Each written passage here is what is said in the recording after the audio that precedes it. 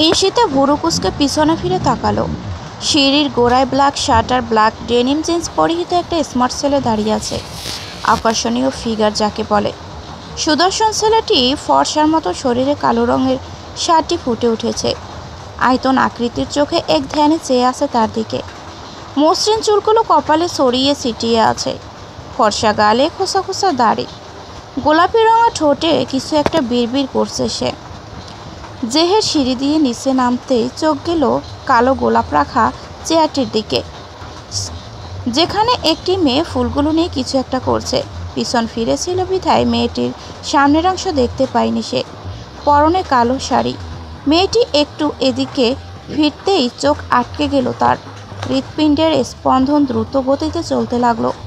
শ্যামলা রঙের মেয়েটির মায়াবী চোখে কাজল লেপটানো, কানে কালো গোলাপ গুজে রাখা, ঠোঁটে এক চিলতে হাসি। হাতের কাচের চুড়িগুলো ঝনঝন করছে। ধারালো তার গায়ের গরম। কালো গোলাপ মাথায় দেওয়ায় মেয়েটিকে আরও বেশি মায়াবী লাগছিল। অনেক মেয়েকেই সে দেখেছে, তবে কখনো এমন লাগেনি তার। তাহলে এই মেয়েটিকে এত ভালো লাগছে কেন তার কাছে? তার মাথায় হঠাৎ আসলো এই মেয়েটি কুইন, তার ব্ল্যাক কুইন। কথাটি মাথায় আসতেই জেহেরের ঠোঁটে ফুটে উঠল মৃদু হাসি। বিড়বিড় করে কথাটি বলল সে। তখনই মেয়েটা পিছনে ফিরল আর জেহের হাসি থামিয়ে দেখতে লাগলো তার ব্ল্যাক কুইনকে। তার মধ্যেই জেবা আসলো হাতে চায়ের কাপ নিয়ে। জেহেরকে লক্ষ্য করলো না সে। ঈশিতাকে দেখে চোখ বড় বড় করে বলতে লাগলো, wow, you look so beautiful Ishita. আমি তো চোখ সরাতেই পারছি না তোমার দিক থেকে। বেশ লজ্জা পেল ঈশিতা। লজ্জায় তার গাল রাঙা হয়ে গেল। জেবা বুঝতে পেরে হেসে বলল, থাক থাক, লজ্জা পেতে হবে না। এখন এখানে বসো, আমার সাথে একটু গল্প করো। সোফায় এসে বসলো তারা। সিরিয়াসলি বলছি ঈশিতা, আমি যদি ছেলে হতাম না, তাহলে তোমাকে এক্ষুনি তুলে নিয়ে গিয়ে বিয়ে করতাম। এই একটি কথায় ঈশিতা লজ্জায় রাঙাবতী হলেও ওপাশে কেউ রাগে দপ করে জ্বলে উঠল। জেহের গাড় কাত করে এক হাতে নিজের চুলগুলো টেনে ধরল। চোয়াল শক্ত হয়ে গেল ক্রমশই। রাগে বড় বড় নিঃশ্বাস ফেলছে। সে ছাড়া অন্য কেউ তার ব্ল্যাক কুইনকে বিয়ের কথা বলবে কেন? হোক সে ছেলে বা মেয়ে, কেন অন্য কেউ তাকে সুন্দর বলবে? একমাত্র জেহের ছাড়া অন্য কেউ তাকে কিচ্ছু বলবে না। তার এই সুন্দর সাজ অন্য কেউ দেখবে না। না না, কেউ না, কেউ না। ঈশিতার হঠাৎ মনে হলো কেউ তাকে হাত ধরে টেনে দাঁড় করিয়ে দিয়েছে। হাত ধরা ব্যক্তির দিকে তাকাতে চমকে উঠল সে। ঘাড় কাত করে লাল চোখ নিয়ে অগ্নিদৃষ্টিতে তাকিয়ে আছে জেহের। চোখ দিয়ে মনে হচ্ছে আগুনের লাভা বের হচ্ছে। এই ভয়ঙ্কর দৃষ্টিতে ঈশিতার অন্তরাত্মা কেঁপে উঠল। জেহের তার হাত ধরে টান দিয়ে নিয়ে যেতেই থেমে গেল। ঘাড় ঘুরিয়ে পিছনে ফিরে দেখল জেবা ঈশিতার অপর হাত ধরে জিজ্ঞাসু দৃষ্টিতে তাকিয়ে আছে তার দিকে। জেবা জেহেরের এই রূপ দেখে ভয় পেলেও সাহস নিয়ে কাঁপা কাঁপা কণ্ঠে বলল, কি করছো জেহের ভাইয়া? তুমি ওকে কোথায় নিয়ে যাচ্ছ? ছেড়ে দাও ওকে, ও এখন বাসায় যাবে। রাগ আরও বেড়ে গেল জেহেরের। একে তো তার ব্ল্যাক কুইনের হাত ধরে রেখেছে, তার উপর তাকে ছেড়ে দিতে বলছে। সে ছাড়া তার ব্ল্যাক রোজকে কেন অন্য কেউ টাচ করবে? সে কেন ছাড়বে তার রোজকে? ও কোথাও যাবে না, শুধুই তার কাছে থাকবে। জেবা ঈশিতার হাত না ছাড়ায় জেহের আচমকা গরম চায়ের কাপ নিয়ে জেহেরের হাতে ঢেলে দিল। গরম চা হাতে পড়ায় মুহূর্তেই ঈশিতার হাত ছেড়ে চিৎকার দিয়ে উঠল জেবা। ঈশিতাও এমন ঘটনায় হতবাক। ঈশিতা জেহেরের হাত ঝাড়া দিয়ে ছাড়িয়ে জেবার জন্য দৌড়ে পানি আনার জন্য যেতেই আবারও নিজের হাতকে শক্ত হাতের মুঠে আবিষ্কার করল। ইতিমধ্যে জেবার চিৎকারে মিসেস জেসমিন, জিহাদ আর শিভা উপস্থিত হলো। জেবার এই অবস্থা দেখে জেসমিন তাড়াতাড়ি গিয়ে বরফ পানি নিয়ে আসলো। জিহাদও দৌড়ে ওষুধের বক্স নিয়ে আসতে গেল। ঈশিতা জিহাদ আর শিফাকে খেয়াল করলো না। জেহের ঈশিতার হাত টেনে নিয়ে যেতে লাগলো। ঈশিতা ভয়ে কান্না করে দিয়েছে। কি করছেন আপনি? হাত ছাড়ুন, ছাড়ুন বলছি। ঈশিতার কোনো কথাই জেহেরের কানে পৌঁছায়নি। মিসেস জেসমিন তা খেয়াল করলেন। জেহের, কি করছিস কি তুই? মেয়েটাকে নিয়ে কোথায় যাচ্ছিস? তার কথাতে কর্ণপাত করল না জেহের। ঈশিতা হাত ছাড়াতে চাইলে জেহের আরও শক্ত করে হাত চেপে ধরল। এতে করে ঈশিতার কম দামি কাচের চুড়িগুলো ভেঙে গেল। ব্যথা আর ভয়ে কান্না করতে গিয়ে কথাও মুখ দিয়ে বের হচ্ছে না। জেহের সিঁড়ি দিয়ে এক প্রকার টেনে হিঁচড়ে তার নিজের রুমে নিয়ে গিয়ে ঈশিতাকে ঢুকে দরজা আটকে দিল। ইনশিতা আরও বেশি ভয় পেয়ে গেল। না জানি জেহের এখন তার সাথে কি করে। সর্বদা ছেলেদের থেকে 10 হাত দূরে থাকতো সে, আর আজ একটা বিশাল রুমে বন্দি, তাও একটা অজানা ছেলের সাথে। ভয়ে হাত পা থরথর করে কাঁপা শুরু করলো। যে কেউ দেখলে তাকে মৃগী রোগী ভেবে ভুল করবে না। জেহের এগিয়ে এসে ইনশিতার দু বাহু ধরে জাকালো। এতক্ষণে ইনশিতা খেয়াল করলো জেহেরের চোখের মণি কালচে নীল। এই প্রথম সে কারোর নীল চোখের মণি দেখল। জেহের হঠাৎ তাকে শক্ত করে জড়িয়ে ধরল। হঠাৎ জড়িয়ে ধরায় ইনশিতা ভয়ে শক্ত হয়ে জমে গেল। এই ছেলে পাগল নাকি? এমন আচরণ করছে কেন? একে তো জীবনেও দেখিনি সে, এই প্রথম দেখেছে। তার মধ্যে এমনভাবে জড়িয়ে ধরেছে যাতে ইনশিতার দম বন্ধ হওয়ার উপক্রম।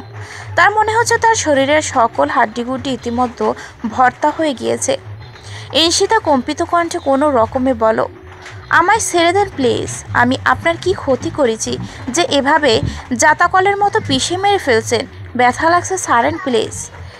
এতটুকু বলতেই যেন দম ফুরিয়ে গেল ইনশিতার। ব্যথার কথা শুনে জেহের আলগা করে ধরল ইনশিতাকে। আলগা হতে ইনশিতা জেহেরকে ধাক্কা মেরে দূরে সরিয়ে দিয়ে রেগে বলো, আপনি কি পাগল? এভাবে আমাকে হুট করে এখানে আনার মানে কি? আর জেবাকেই বা চাছুড়ে মারলেন কেন? ও তোমাকে টাচ করেছিল, আর আমার কাছে তোমাকে আনার সময় আটকে ছিল। আমাকে তোমার কাছ থেকে কেউ দূরে করার চেষ্টা করলে তাকে আমি এমনি এমনি ছেড়ে দেবো নাকি? দাঁত কিরমির করে বলল জেহের। আপনাকে আমি চিনি না, জানি না, আর না আপনি আমাকে চিনেন। অচেনা একটা মেয়ের হাত ধরা, তাকে জড়িয়ে ধরা, এগুলো কি ধরনের অসভ্যতম?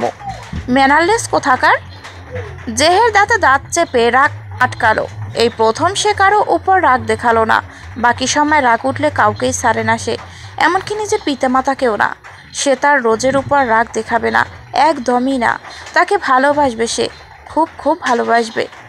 দেখুন, আমাকে যেতে হবে, বাবা মা অপেক্ষা করছে আমার জন্য, প্লিজ যেতে দিন আমায়। যাওয়ার কথা শুনে আবারও রাগ চাপলো জেহেরের মাথায়। তার রোজ তার কাছ থেকে চলে যাওয়ার কথা বলছে। না না, সে কিছুতেই যেতে দেবে না।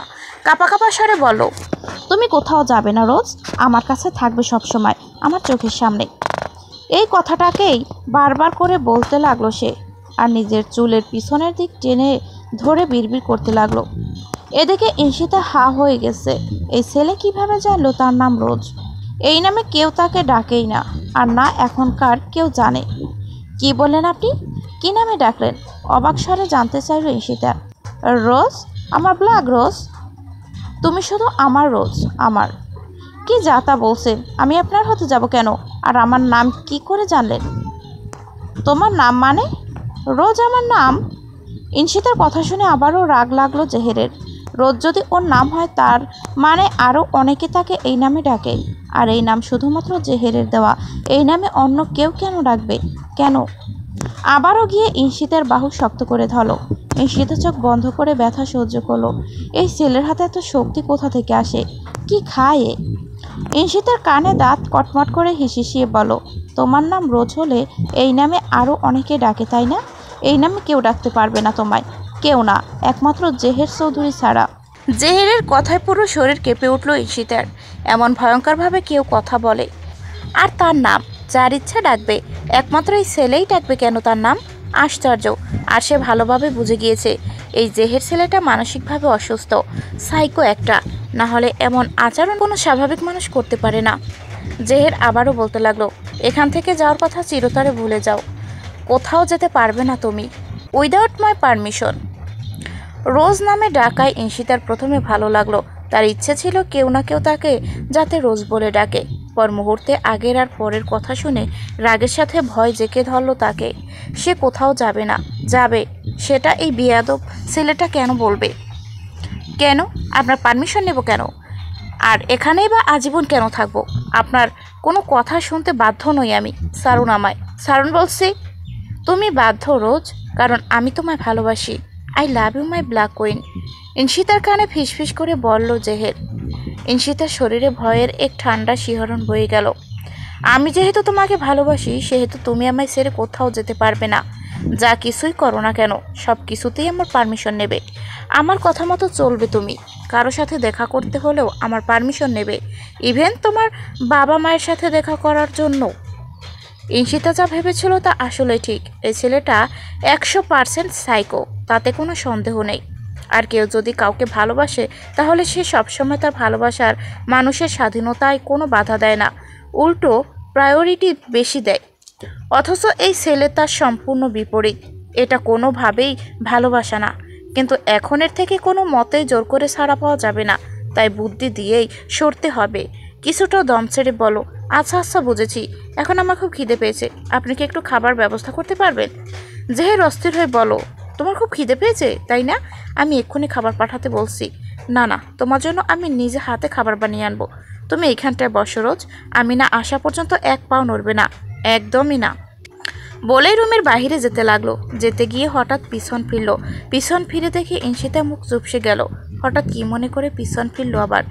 জেহের এসে দুহাতে ইনশিতার এইটুকুনি মুখটি ধরে কপালে চুমু খেয়ে চলে গেল। চলে যেতে ইনশিতা রেগে শাড়ির আঁচল দিয়ে কপালটা ঘষে ঘষে মুছে নিল। যে কপালে কালি দিয়ে কেউ মেখে দিয়েছে আর সেটা ঘষে উঠাচ্ছে। ইনশিতা দ্রুত করে দরজা খুলে পালিয়ে যেতে ধরল। তখনই তার মনে হলো দরজাটা আটকানো। শিট, তার প্রাণে পানি ঢেলে দিল সাইকোটা। বারান্দা দিয়েও নামার কোনো উপায় নেই। নিচে কতগুলো গন্ডারের মতো গার্ড পাহারা দিচ্ছে। এখন কি করে পালাবে সে? ধুর, এসব ভাবছিল আর তখন দরজা খোলার ক্ষীর শব্দ কানে এলো তার। দেখলো সেই জেহের ছেলেটি আর সাথে একটি মেয়ে। জেহেরকে দেখেই ভয় জেঁকে ধরলো আবার তাকে। তবে ইনশিতা চরম অবাক হলো যখন দেখলো জেহের ছেলেটির চোখে চশমা আর পরনে অন্য কাপড়, আর চোখ মুখ একদম শান্ত। মেয়েটি ইনশিতার কাছে এসে তাকে এক্সের জামা দিয়ে বলো পাল্টে নিতে। ইনশিতাও তাই করলো। ওয়াশরুমে গিয়ে কয়েক সেকেন্ডে চেঞ্জ করে আসলো আর দেখলো মেয়েটি জেহেরকে জিহাদ নাম ধরে কথা বলছে। আশ্চর্য, এটা কি জেহের নয়? জেহের তো ইনশিতাকে দেখে এত শান্ত থাকে না। সে জেহেরের মতো দেখতে। ছেলেটিকে কিছু বলতে নিল। আপনি? তখন জিহাদ তাকে থামিয়ে বলো, আমি জানি এখন তোমার মনে প্রশ্ন চলছে, কিন্তু এখন কোনো প্রশ্নের উত্তর দেওয়ার সময় নেই। তুমি এই মুহূর্তে চলে যাও, ভাই যে কোনো মুহূর্তে চলে আসবে গো। এই ছেলেটির কণ্ঠ জেহের থেকে কিছুটা মাত্র ভিন্ন। জেহেরের কণ্ঠে গম্ভীরতা মেশানো, আর এই ছেলেটির কণ্ঠে রয়েছে চঞ্চলতা। চেহারা শান্ত হলেও কণ্ঠে প্রচুর চঞ্চলতা প্রকাশ পায়। আর জেহেরের চেহারাও যেমন গম্ভীর তেমন তার কথাবার্তাও। তবে জেহেরকে গম্ভীরপূর্ণ চেহারাটাই বেশ মানিয়েছে। ইনশিতা কিছু না ভেবেই দরজা ডিঙিয়ে চলে যায়। সিঁড়ির কাছে যেতেই দেখলো জেহের রান্নাঘরে অ্যাপ্রন পরে কিছু একটা করছে। ইনশিতার মাথায় কিছুই ঢুকছে না। উপরেও জেহের আবার নিচেও জেহের। কি হচ্ছে এসব? আপাতত এসব চিন্তা বাদ দিয়ে তাকে আগে এখান থেকে বের হতে হবে। তবে রান্নাঘর থেকে পুরো ড্রয়িং রুম দেখা যায়, আর সেখান দিয়েই তাকে যেতে হবে। পরক্ষণে মনে হলো সে তো একটা জামা পরে আছে। ওড়নাটা দিয়ে মুখটা ভালোভাবে ডেকে নিল। ব্যাস, এখন আর জেহের চিনবে না। ইনশিতা চুপিসারে জেহেরের সামনে দিয়ে বেরিয়ে বাড়ি থেকে বের হয়ে গেল। বাড়ি থেকে বের হতেই রাস্তার ধারে সাইকেল নজরে আসলো। সেটা নিয়েই সে চলে আসে। বর্তমান। এবার বুঝেছি কাহিনীটা। আমি জেবাকে কিছুটা হলেও চিনতাম, কিন্তু ওর যে ভাই আছে সেটা জানতাম না। আর আমার কিন্তু তোর মতোই মনে হচ্ছে এই জেহের ছেলেটা আসলেই সাইকো। অস্বাভাবিক একটা ছেলে। এর নিশ্চয়ই কোনো সমস্যা আছে। পাগল হবে, আর পাগলের সাথে সংসার করলে লাইফ পুরো হেল হয়ে যাবে। আর কি মনে হয় জানিস, জেহেরের মতো দেখতে ছেলেটা বোধহয় তার ভাইটাই হবে। হরবড় করে বলল নয়নিকা। ইনশিতা অন্ধকার আকাশের দৃষ্টি নিবদ্ধ রেখে বলো, হয়তো। একটা জিনিস বুঝলাম না আমি, জেহের ছেলেটা তোকে দেখে হঠাৎ এমন করলো কেন? তোকে তো আগে কখনো দেখেনি, তাই না? আমি তো তাকে কখনোই দেখিনি, আর তিনি এমনটা কেন করলো সেটা আমি কি করে বলবো? ছোট্ট একটি দীর্ঘশ্বাস ছেড়ে নয়নিকা বলল, আসলেই তো, তুই বা কীভাবে বলবি? সাইকো তো, তাই মনে হয় তো সৌন্দর্য দেখে মাথা আউলিয়ে গেছে। ইনশিতা নয়নকে আলতো ধাক্কা দিয়ে হেসে বলল, ধুর, আচ্ছা বাদ দে, এটা খানিকের দুঃস্বপ্ন ভেবে ভুলে যা। সেই রাতে আর এই বিষয় নিয়ে কোনো কথা হলো না তাদের মতো।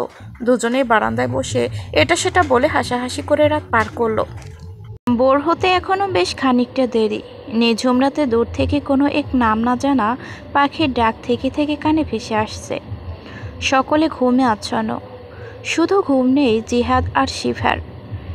ডিভানে বসে আছে জিহাদ, দুই হাত জোর করে থুতনির নিচে রেখে বাইরে তাকিয়ে আছে জিহাদ। শান্ত চোখের মনের দৃষ্টি আটকে আছে বারান্দায় রাখা গোলাপ ফুলের গাছটিতে। লাল গোলাপটিতে শিশির জমতে শুরু করেছে, আর শিফা আইসব্যাক মাথার পিছন চেপে ধরে আছে। শিফা জিহাদের ফুফাতো বোন, কিছুদিন হলো এখানে এসে রয়েছে। এখানে আসার সবচেয়ে বড় কারণ হলো জেহের।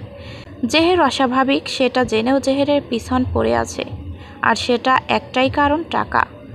জেহের আর জিহাদ যমজ ভাই, কয়েক মিনিটের বড় ছোট শুধু। জেহের বড় আর জিহাদ ছোট, তবুও জেহেরকে জিহাদ ভাই বলেই ডাকে। তাদের দেখে সকলেই তালগোল মিলিয়ে ফেলবে কে জেহের আর কে জিহাদ। তবে পরবর্তীতে জিহাদ আর জেহেরকে পার্থক্য করতে সহজ হয়ে যায়, কারণ জিহাদ চোখে চশমা পরে আর তার চোখের মণি কালো। অপরদিকে জেহের চশমা ব্যবহার করে না, আর তার চোখের মণিও কালচে নীল। জিহাদের চোখ এমনকি চেহারাও সবসময় শান্ত, হাস্যোজ্জ্বল থাকে, যার বিপরীতে জেহের গম্ভীর। আর জেহেরের শান্ত চোখ দুটো দেখলে যে কেউ ভয় পেয়ে যাবে। তার চোখগুলোই এমন ভয় পাওয়ার মতন। জেহের কারো সাথে মিশে না, কথা একদমই বলে না, এমনকি হুহা করেও না। যে কথাটা ভাল লাগবে বা প্রয়োজনীয় মনে করবে সেটারই উত্তর দিবে। এছাড়া অস্বাভাবিক আচরণ তো আছেই, যদিও এই তার অস্বাভাবিকতার পিছনে অনেক বড় একটা কারণ আছে। এর জন্য তাকে বিশেষ মেডিসিন দেওয়া হয়, তাও জেহেরের অজান্তে। অথচ দিন দিন তার অস্বাভাবিক আচরণ বাড়তেই থাকে। কথায় কথায় হুটহাট রেগে যায়, ভাঙচুর করে। জেহেরের এই অস্বাভাবিকতার কারণে আফজাল এবং জেসমিন ডক্টর দেখাতে চাইলে জেহের রেগে গিয়ে বাধা দেয়। সে কোনো ডক্টর দেখাতে চায় না। বাহিরে কেউ তাকে বিভিন্ন প্রশ্ন করুক, মেডিসিন দিক, এগুলো একদম অপছন্দ করে সে। শত চেষ্টার পরেও ডাক্তারের কাছে নিতে পারেনি তাকে। একবার শুধু ডাক্তারের কাছে নিতে পেরেছিল, তাও অচেতন অবস্থায়। তখনই ডক্টর কিছু মেডিসিন দিয়েছিল। তারপর থেকে মেডিসিনগুলো জেহেরের অজান্তেই তাকে খাওয়ানো হয়। আর সেই দায়িত্ব নিয়েছে জিহাদ। একমাত্র জিহাদের উপর রাগ কম দেখায় জেহের। দু ভাই মিলে নিজেদের বিজনেস পরিচালনা করে। জেহের কাজের বেলায় একদম পারফেক্টলি সব কাজ করে, বিজনেসের সকল কাজ বুদ্ধিমত্তা দিয়ে সকলের থেকে এগিয়ে আসে সে। এ কারণেই তাদের বিজনেস সব সময় টপে থাকে। কাজের বেলায় হেয়ালি, বাড়তি কথা একদমই পছন্দ না তার। অফিসে গিয়ে সবসময় কাজে ধ্যান দিয়ে থাকে। কাজে যদি কোনো রকমের ব্যাঘাত ঘটে তাহলে অস্বাভাবিক আচরণ শুরু হয়ে যায় তার। সেখানেই রাগারাগি করে সকল রাগ স্টাফদের উপর ঝাড়ে, যার কারণে কাজের ব্যাঘাত ঘটে থাকে তো সে ছাড়েই না। এ কারণেই অফিসের সকলে ভয় পায় তাকে। এমনকি মিটিংয়ে গিয়ে কারো সাথে কুশল বিনিময় না করেই কাজের কথা শুরু করে দেয়।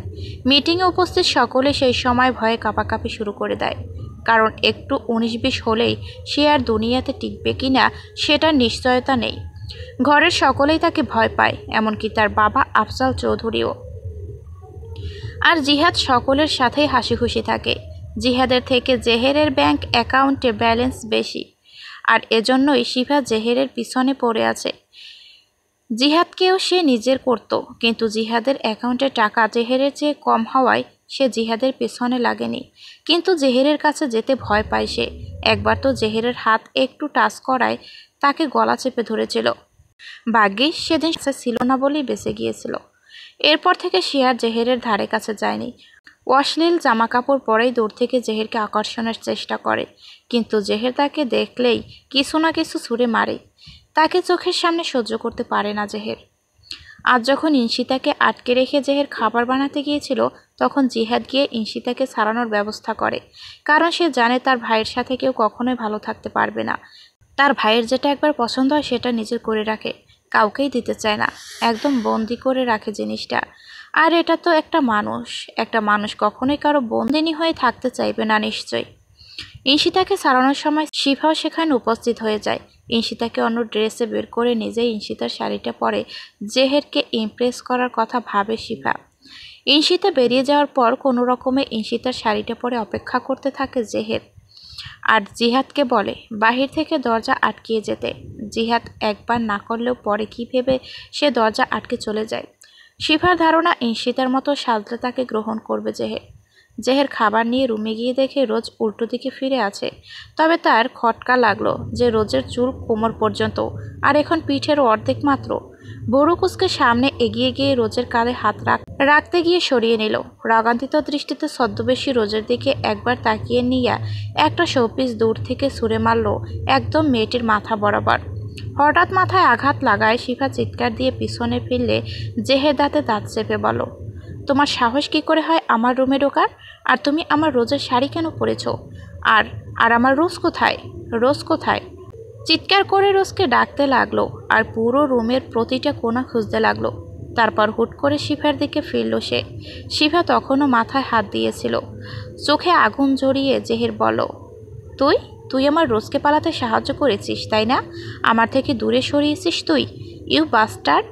বলেই হাতের কাছের ছোট ফুলদানিটা চলো, আর একটুর জন্য সেটা চোখে লাগেনি, কারণ জিহাদ এসে টান মেরে শিফাকে সরিয়ে দিয়েছিল।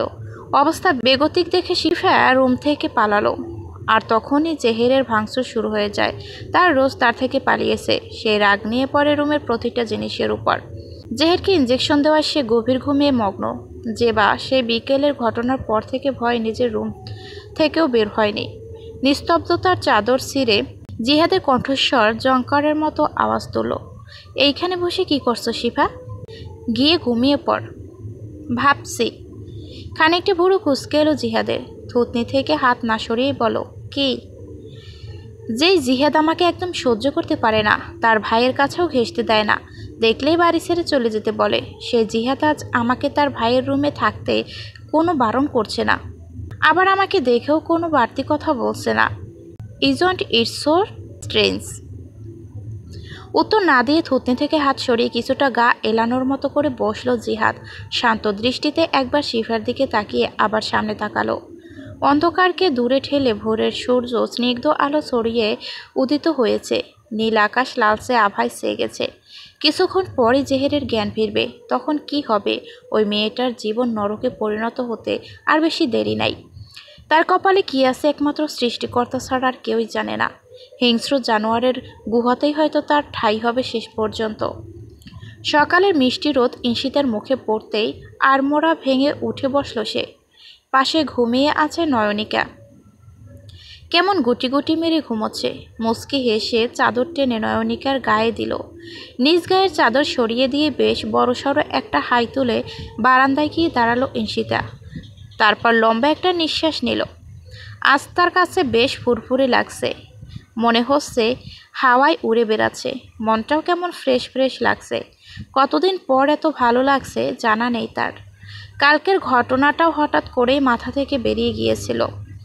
রান্নাঘরে গিয়ে মায়ের সাহায্যে রুটি ভাজি তৈরি করে নিল। বাবা আর নয়নিকাকে ডেকে নাস্তা করতে বসে গেল। নয়নিকা খেতে না চাইলে জোর করে বসিয়ে দিল ঈশিতা। ঈশিতার বাবা মিজান হোসেন বলেন, ইতুমা, তুই কি আজ ভার্সিটিতে যাবি? হ্যাঁ বাবা, যাব তো। কেন বলো তো? তোর চাচিমা আজকে আসবেন বলেছিলেন। তিনি তোকে নিয়ে কয়েকদিন তার কাছে রাখতে চান। কিন্তু বাবা, আমি ওখানে গিয়ে থাকলে আমার ক্লাস মিস হয়ে যাবে। আমাদেরকে দেখে রাখবে কে? মায়ের বাতের ব্যথা বেড়ে যাচ্ছে, আর তোমারও তো ডায়াবেটিক্স বেড়ে গেছে, তাই না? এখন আমি তোমাদের এই অবস্থায় রেখে কি করে থাকবো বলো?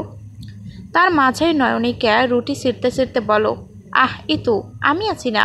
আমাকে কি আঙ্কেল আন্টি নিজের মেয়ের মতো দেখে না? তুই যতদিন না আসছিস ততদিন আমি আঙ্কেল আন্টির খেয়াল রাখবো। তুই চিন্তা করিস না, নিজেকে একটু সময় দে। ভার্সিটির পর টিউশন, ঘরের কাজ, তোর বাবার দোকানের হিসেব, এগুলো নিয়েই তো থাকিস। খাটুনি তো আর কম করিসনি। এবার একটু ঘুরে বেরিয়ে আয়। নয়নিকার কথায় মাইশা বেগমও সম্মতি দিলেন। হ্যাঁ রে মা, একটু ঘুরে বেরিয়ে আয়। তোর চাচির কাছে থাকলে তোর কোনো কিছুরই অভাব হবে না। তিনি তো তোকে অনেক ভালোবাসেন। আর আমাদের কথা চিন্তা করিস না, নয়ন মা আছে, ওই সামলে নেবে। মা, যা মা, আর না করিস না। শত অনুরোধের পরই রাজি হয় ঈশিতা। ভার্সিটির কয়েকটা ক্লাস করে এসে চাচি আসলে তার সাথে চলে যাবে। বাবা, একটা কথা বলার ছিল। বল। আমি কয়েকটা জায়গায় চাকরির জন্য অ্যাপ্লাই করব ভাবছি। মিজান অবাক হয়ে বলেন, সে কি রে? তাহলে তোর পড়াশোনার কি হবে? পড়াশোনার জায়গাতেই থাকবে। পার্ট টাইম জব করবো আর কি। অনার্স ভালোভাবে শেষ হলেই অন্য কোনো ভালো একটা চাকরি খুঁজবো ভাবছি। এভাবে পড়াশোনা, জব, টিউশনি একসাথে চালালে তুই তো আরও বেশি হিমশিম খাবি। না না, চাকরির কোনো দরকার নেই এখন। পড়াশোনাটা শেষ হোক, তারপর। কিছু হবে না বাবা, আমি ম্যানেজ করে নিব। আর এখন টাকাটাও অনেক দরকার। চারিদিকে এত ধার দেনা, এসব শোধ করতে হবে তো। তোমার দোকান আর টিউশনিতে কত বা টাকা আসে বলো? এখন চাকরিটা করাই শ্রেয়। মিজান হোসেন নিস্তব্ধ থেকে সম্মতি দিলেন। আসলেই তো এখন টাকার অনেক দরকার। এই ছোট্ট মেয়েটার কাঁধে কত দায়িত্বের বোঝা। নিজের কষ্ট চেপে কি সুন্দর হাসি মুখে সয়ে যাচ্ছে সব। তিনি নিজেও তো একটু সান্ত্বনা দিতে পারছেন না মেয়েকে। মেয়ের মুখ দেখলেই তার বুকটা হু হু করে কেঁদে ওঠে। তার মেয়ের জীবনে কি একটু সুখ আসবে না? কবে সে একটু চিন্তাবিহীন জীবন কাটাবে? ছোট্ট একটা দীর্ঘ নিঃশ্বাস ফেললেন মিজান। ক্লাস শেষ করে বাড়ির পথে রওনা দেবে ঈশিতা আর নয়নিকা। বাবা একটু আগে ফোন করে বলেছে তার চাচিমা এসে গেছে। ভার্সিটির রাস্তার মোড়ে আসতে থমকে গেল ঈশিতা। চোখ দুটো বড় বড় হয়ে গেল। মনে হচ্ছে এখনই বেরিয়ে আসবে। কালকের ঘটনাটা আবার মাথা চাড়া দিয়ে উঠল তার। ঈশিতাকে পাশে না পেয়ে নয়নিকা পিছনে ফিরে দেখল চোখ বড় বড় করে দাঁড়িয়ে আছে। বিরক্তি নিয়ে বলল, উফ সাতার মাথা, চোখগুলো আলোর মতো করে দাঁড়িয়ে আছিস কেন? তাড়াতাড়ি চল বই, আমার ক্ষুধা লাগছে। তবু কোনো নড়চড় হলো না ঈশিতার। হুশ আসতেই দ্রুত পায়ে দোকানের পিছনে লুকালো। ঈশিতার কর্মকাণ্ডে অবাক না হয়ে পারল না নয়নিকা। এমন করছে কেনই তো? কিছু জিজ্ঞেস করতে নিবে তার আগে নয়নিকাকে টেনে দোকানের আড়ালে নিয়ে চুপ থাকতে ইশারা করলো ঈশিতা। ঈশিতার মুখ বেয়ে ঘাম ঝরছে। ফিসফিস করে বলো, আমি শেষ দোস্ত, আমি শেষ। আরে কি হয়েছে? এমন করতেছিস কেন? বলবি তো। ও ওই পাগলটা এদিকে এসেছে। আমি শেষে এবার এবার না জানি কি করে। কোন পাগল? তোর সাথে আবার কে কি করবে? আরে তোকে কালকে বললাম না যেবার বাড়ির কথা, ওই জেহের পাগল ছেলেটার কথা। সেই জেহের এখন এখানে। কি করব আমি এখন? উনি যদি কিছু করে, আমাকে যদি আবার নিয়ে যায়।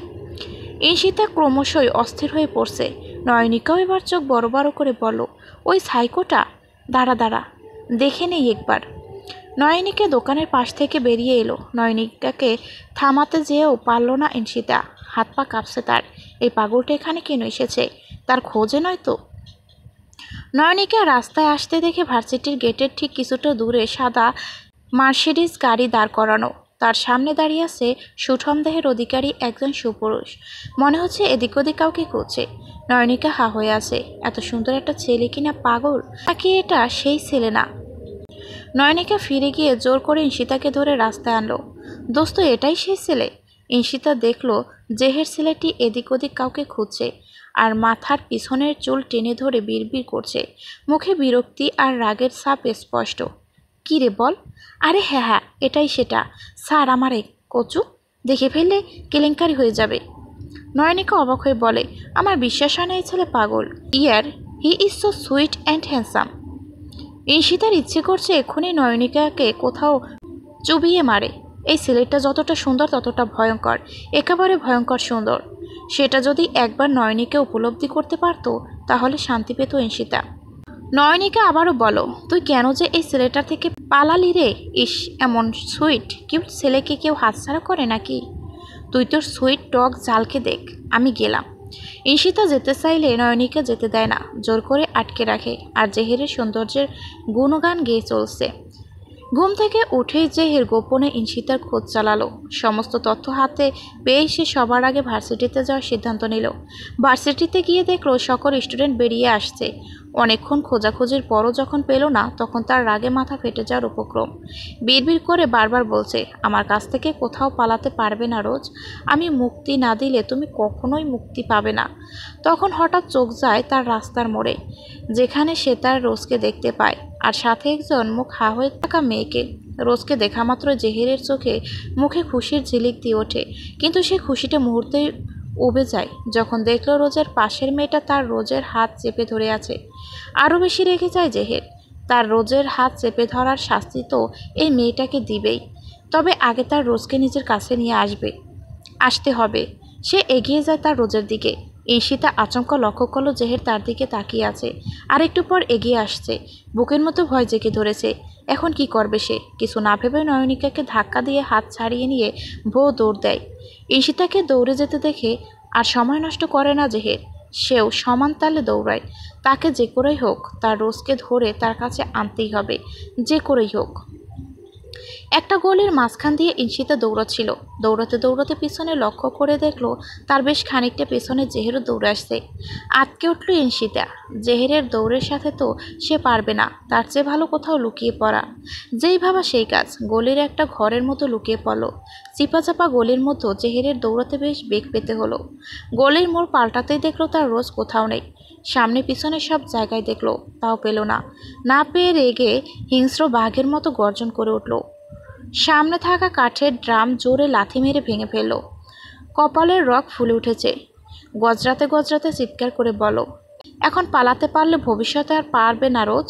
অল্প সময় আছে তোমার হাতে, যত পারো উড়ে নাও, তারপর আমার কাছে বন্দি হয়ে থাকতে হবে তোমার। জেহেরের গর্জটা কণ্ঠে এমন কথা শুনে ঈশিতার ভয়ে বুক কেঁপে উঠল।